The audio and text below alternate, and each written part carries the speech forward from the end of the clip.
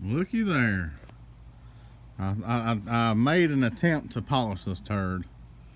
Growing up, my dad always had old junk cars, and he said that clean glass and black tires will make a car look alive. So today I took it to work, and I got the nitrous wired back up. I did that on my 9 o'clock break. And then we'll walk around here. I'll show y'all what I did. On my lunch break, I cut this piece out. I got a cannon here.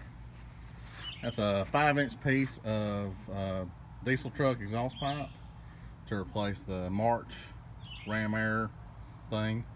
You know, as said in previous videos, that was designed for an LX bumper cover, so it didn't really work well with the GT. So I think that's much better.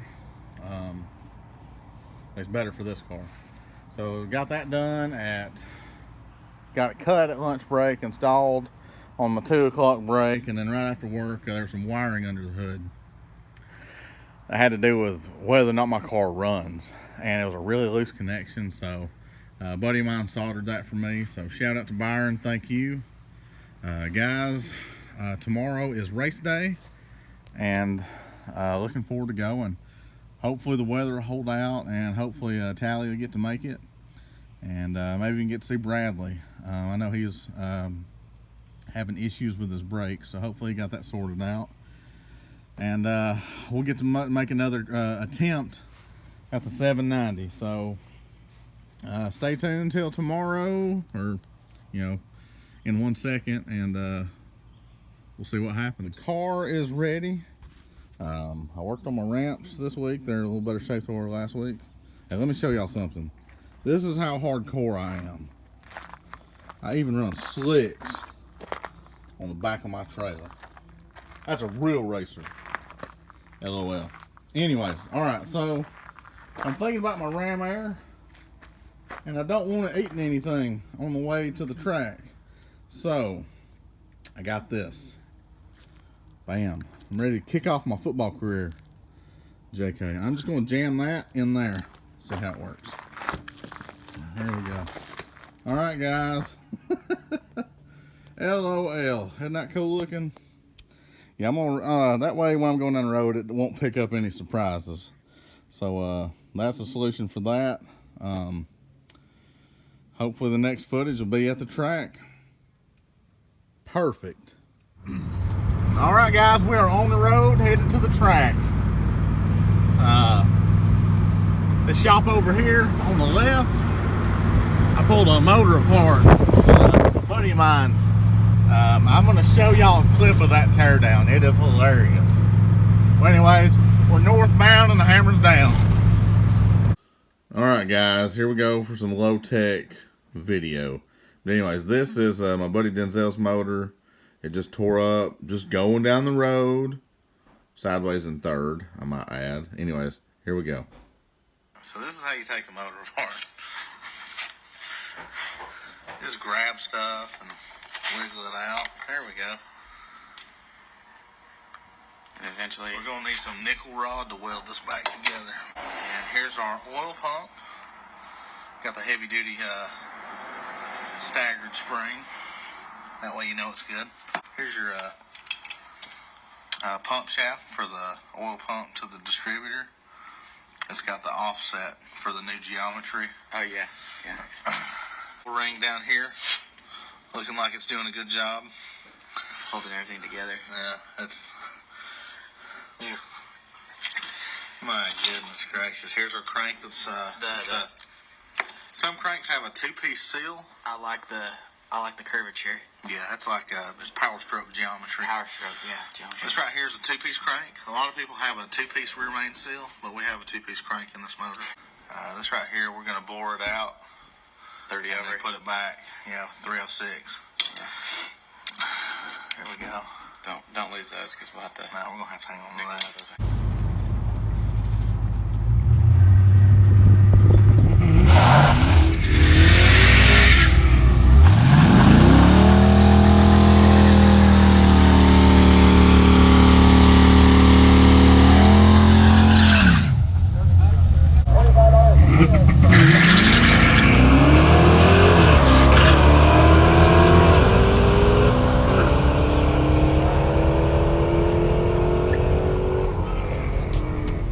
Hey guys, so last night was it was a good night because we got a new best. I made 5 runs. There you go. It's all 5 fingers. 5 runs. The first one I did on motor. That way I can just kind of get it warmed up. The second one I did on spray, and I just screwed the pooch on that one. And yeah, anyways, if it could be done wrong, it was done wrong. So third pass was not the charm. The fourth pass was the charm.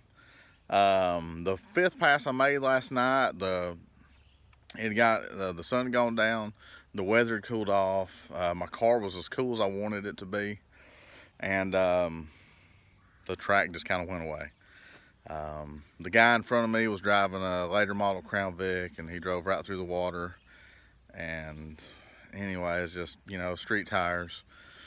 So I knew it probably wasn't gonna hook, but I sprayed it right out of the hole anyways and had to pedal it. It didn't hook. But anyways, new best, but we also got some issues. My mile per hour is down. At worst, it's down 6 miles per hour. At best, it was down 3 miles per hour. So I got a new best ET, and I'm losing mile per hour. So we're gonna have to figure that out. But we'll take a look at the time slips, and excuse me, for the time slips I have that I use the Draggy with, we'll look at that comparison as well. The Draggy is proving to be pretty accurate for ET, not as accurate for mile per hour, and the DA is, I don't know where their information is coming from, but it's way off. It's saying like 4,000 feet, where last night it was like 700 feet. So anyways, let's look at the data and go from there. Here's the first pass. Check out my reaction time. Bradley's wife was dogging me about that. I was trying to get as high on the converter as I could before I let it go. Obviously 60 foot time's not great. Ran a 912 at 79.46. That's not bad. That is with the timing still set for nitrous. So I could have bumped the time and probably got a little more out of it, but you know, it's a warm-up pass, so whatever. Second pass. Oh my gosh, guys. I just totally ruined it on this one. So I'm Mustang versus Chevy. Sprayed it out of the hole. As I took my finger off the switch, I turned the switch off. What the heck? And then I forgot to put it in drive, so it hit the rev limiter for a little bit, and then I shifted into drive, and it skipped up into third. It went like second 3. It went 2-3 really fast. You know, the whole run was just terrible. So whatever, chalk that up to junk. My third pass, let's see. Okay, I'm over here in the right lane. 186, that's a good 60 foot. It went 854 at 80. That's not good. So let's talk about it. So we've lost an average of, what was that, 6 or 7 miles per hour. So let's look at the rest of the slips and see if it gets any better. So this is the car's best time ever, and it's a 821 at 87.7. I've gone through all the other time slips. Sorry about that sweepy swipe, whatever. There's a bunch of 86s, 86.5. There's a couple 85s where I have low bottle pressure, but 86 is common, 86.5. 87 is best. That's almost 88. So we've got a problem. We made a full pass on the spray, and it only trapped 80 miles an hour. All right, so this was the best pass of the night and a new best ET, 814 at 82.6. So the mile per hour's up, but I mean, with 86 being normal and 87, almost 88 being great, we're still off pace. But anyway, I think that's also a best 60 foot time. But that was a good race. This is the time slip from the race that got filmed. So what y'all will see of the track footage. This right here is the last pass. It was the most ideal conditions aside from track condition. Obviously see my 60 foot's really bad. I knew it was going to be bad. And that's a full spray pass. That is all the way down the track on the bottle. So, I'm not sure what's going on. So I did the math, and we'll say my car has 350 horsepower, which is not far off. You know, factory it's 225, and then I'm spraying another 125 on top of it. So if you have a car making 350 horsepower and you divide that by 8, that means that at peak power, each cylinder is making, I want to say it's like 43.5 or 43.75 horsepower per cylinder. So if I've got one dead cylinder, I'm down, 40 horsepower. If I've got one down cylinder and another one kind of weak, I'm down even more, So I'm going to check the spark plugs. Maybe it's spark plugs. Maybe it's running that thing on a rev limiter with it spraying nitrous, hurt one of the plugs. I don't know. So I got a colder range too. So check that. I'm also going to check the duct work for my ram air and see if there's a rat nest in there. I don't know. Something's choking it. I also thought that maybe my nitrous was stale or bad, but I really don't know enough to know if it's good or bad. But anyways, we're going to get it figured out, and we're going to get back to the track, and we're going to get that 799. We're going to do it. We're close. We're really close. If the car was running like it should be there. An 814 is really close, especially to be down on power. So we're going to get there. In the next episode of Time Slip vs. Draggy, we got here a 912 versus a 916, and y'all can see the difference. It's pretty dang close. 79.46 versus 77.69. That's kind of a big difference. 895 versus 898. You can see the difference. It's almost the same as the top. Mile per hour, 78.03, 77.38. You see the difference. It was closer on the second one. All right, guys. So the Draggy, like a time slip or like a dyno, is a measuring tool. So if you're using one specific tool to measure performance, stick with that one. I guess what I'm saying is, don't look at the Draggy. I could look at the Draggy and think, man, I'm losing horsepower just based on the difference. But what? Who's to say what's right?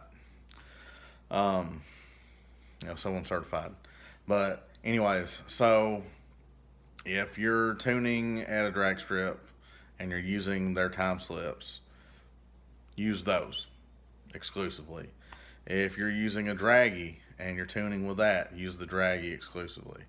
If you're tuning on a dyno, use that specific dyno. I've been on a couple different dynos, and same car will not read the same. So, whatever tool you're using to measure performance with, stick with that one. So, I'm still impressed with the Draggy. The mile per hour is off, and the DA was way off, but it's still working for my purpose. So, that's it for this little clip. Hey guys, well that does it for this video. I don't know if y'all can tell right now, it's raining. And there's a hornet. I hate hornets. Anyways, it's raining. Hopefully it'll clear up soon. I'll put these in the car. I'm hoping that's the problem. I'm hoping I'm flaming out. But anyways, thank y'all for watching. We appreciate it, and we thoroughly enjoy your comments. And y'all take care. We'll see you next time. Hopefully we'll get our mile per hour back.